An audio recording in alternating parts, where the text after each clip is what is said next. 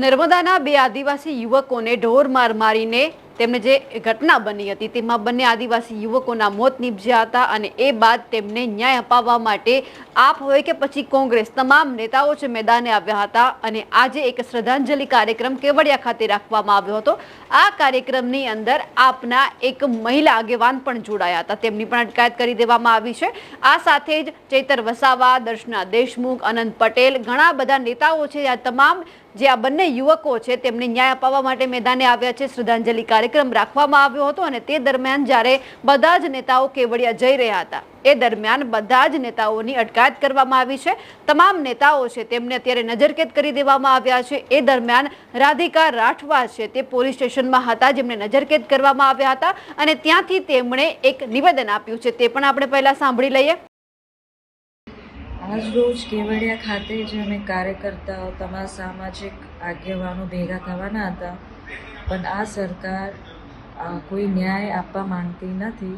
તો તમામ કાર્યકર્તાઓને, દર પાર્ટીના કાર્યકર્તાઓને ધરપકડ કરી છે। મારી પણ ધરપકડ કરવામાં આવી છે। ભીખાપુરા પોલીસ સ્ટેશન જે ડભોઈ ફાટક પછી આવે છે ત્યાં મને ચોકીમાં બેસાડવામાં આવ્યું છે અને મને અહીંયાથી નીકળવા દેતા નથી। અને તમામ કાર્યકર્તાને રજૂઆત છે કે આપ હિંમત રાખીને ન્યાયની લડાઈ લડો અને જેટલા લોકો ત્યાં સ્થળે કેવડિયા પહોંચી શકે એ પહોંચી જાય। આજ રોજ કેવડિયા ખાતે જે અમે કાર્યકર્તાઓ તમામ સામાજિક આગેવાનો ભેગા થવાના હતા, પણ આ સરકાર કોઈ ન્યાય આપવા માંગતી નથી। તો તમામ કાર્યકર્તાઓને, દર પાર્ટીના કાર્યકર્તાઓને ધરપકડ કરી છે। મારી પણ ધરપકડ કરવામાં આવી છે। ભીખાપુરા પોલીસ સ્ટેશન જે ડભોઈ ફાટક પછી આવે છે ત્યાં મને ચોકીમાં બેસાડવામાં આવ્યું છે અને મને અહીંયાથી નીકળવા દેતા નથી। અને તમામ કાર્યકર્તાને રજૂઆત છે કે આપ હિંમત રાખીને ન્યાયની લડાઈ લડો અને જેટલા લોકો ત્યાં સ્થળે કેવડિયા પહોંચી શકે એ પહોંચી જાય। રાધિકા રાઠવા સહિત ઘણા બધા નેતાઓ છે તેમને નજરકેદ કરી દેવામાં આવ્યા છે। આ સાથે જ મનસુખ વસાવા પણ કહી રહ્યા છે કે જે અત્યારે ચૈતર વસાવા દ્વારા આહવાન કરવામાં આવ્યું છે કે ચાલો કેવડિયા, જ્યાં શ્રદ્ધાંજલિ કાર્યક્રમ રાખવામાં આવ્યો છે, પોતે તો ત્યાં નથી ગયા પરંતુ તેમણે સ્પષ્ટ શબ્દોમાં કહી દીધું છે કે હું આ જે આંદોલન છે, જે આ કાર્યક્રમ છે તેમને સમર્થન નથી કરતો। મને કોઈ જ વાતની ખબર નથી, મારે કોઈ જ ચૈતર વસાવા સાથે કે પછી દર્શના દેશમુખ સાથે વાત થઈ છે આ કાર્યક્રમને લઈને, એટલે હું આ કાર્યક્રમમાં ક્યાંય જ જવાનો નથી। અને આપણે સાથે જ મનસુખ વસાવાને પણ સાંભળી લઈએ। ચૈતરભાઈ વસાવા જેવા આમ આદમી પાર્ટી કોંગ્રેસના નેતાઓ આને રાજકીય મુદ્દો બનવા માંગતા હતા, એટલે કોઈને પણ પૂછ્યા વગર 13 તારીખે આજે શ્રદ્ધાંજલિનો મોટો કાર્યક્રમ એમણે રાખ્યો અને એવી જાહેરાત કરી, એમાં મનસુખભાઈ પણ આવવાના છે, જસુભાઈ રાઠવા છોટાઉદેપુરના સાંસદ સભ્ય પણ આવવાના છે, બીજા અનેક બધા નેતા આવવાના છે, કોંગ્રેસના દિગ્ગજ નેતા આવવાના છે।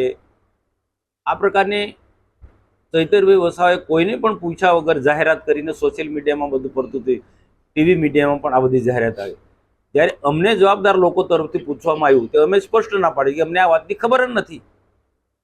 તો આનો ઈરાદો શું હતો આમ આદમી પાર્ટી કોંગ્રેસના નેતાઓને કે આ શ્રદ્ધાંજલિના નામે લોકોને ભેગા કરવા અને જેમ ભૂતકાળની અંદર એક લોક દરબારનો કાર્યક્રમ રાખ્યો હતો સ્થાનિક પ્રશ્નોને લઈને, આખા ગુજરાતમાંથી યુવાનોને આમ આદમી પાર્ટીના નેતાઓને એમને જે ભેગા કર્યા, એ જ ઈરાદો અહીંયા આજે પણ કરવાના હતા।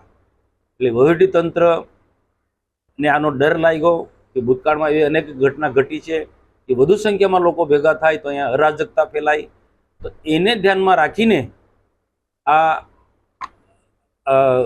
કોઈ પણ જાતની એવી ઘટના, ભયંકર ઘટના ન ઘટે એને ધ્યાનમાં રાખીને આ કાર્યક્રમ આજે થવા દીધો નથી, શ્રદ્ધાંજલિનો કાર્યક્રમ।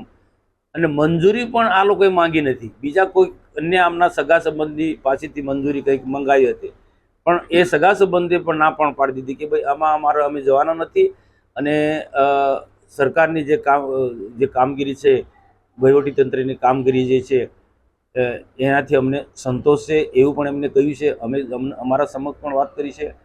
એટલે વહીવટીતંત્રએ ચૈતરભાઈ વસાવા ધારાસભ્ય કે પછી બીજા કોઈ પણ આ પરમિશન માંગી નથી. તો ત્રાહિત બીજા કોઈક વ્યક્તિએ માંગી હશે, એના પરિવારજનો, મૃતકના પરિવારજનો કે જેને પણ હશે, પણ એમને પણ પોલીસે પૂછ્યું હશે, તો એમને પણ આ કદાચ મારે માનવું છે ત્યાં સુધી એમને પણ ના પાડી હતી કે અમે આવી કોઈ પરમિશન માંગી નથી. તો એને લઈને આખો આજનો કાર્યક્રમ પોલીસે બંધ રખાયો છે. મને ખબર પડી છે ત્યાં સુધી કોઈને પણ અહીં આવો કાર્યક્રમ થવા નથી દેવાના. ઘણા બધા આગેવાનોનો આમ આદમી પાર્ટી કે જે લોકો ભેગા થવાના હતા એ બધા લીડરોની ધરપકડ કરી છે. એક છે રાધિકા રાઠવા, જે પોલીસ ચોકીમાં બેસી અને જે આ બંને યુવકો છે તેને ન્યાય અપાવવા માટે લડી રહ્યા છે. બીજી તરફ આ છે મનસુખ વસાવા, જે પોતાના ઘરે બેસીને કહી રહ્યા છે કે મને કોઈ જ હું આજે આંદોલન કરી રહ્યા છે તેમાં સમર્થન નથી આપવાનો. અમને અફસોસ છે, પરંતુ આ જે કાર્યક્રમ કરવામાં આવી રહ્યો છે તેમાં હું કોઈ જ જગ્યા ઉપર નથી જવાનો. આ બંનેના નિવેદનને લઈને આપનું શું કહેવું છે કમેન્ટ કરીને ચોક્કસથી જણાવજો. સાથે જ નિર્ભય ન્યૂઝને લાઇક, શેર અને સબસ્ક્રાઇબ કરવાનું ભૂલશો નહીં. નમસ્કાર.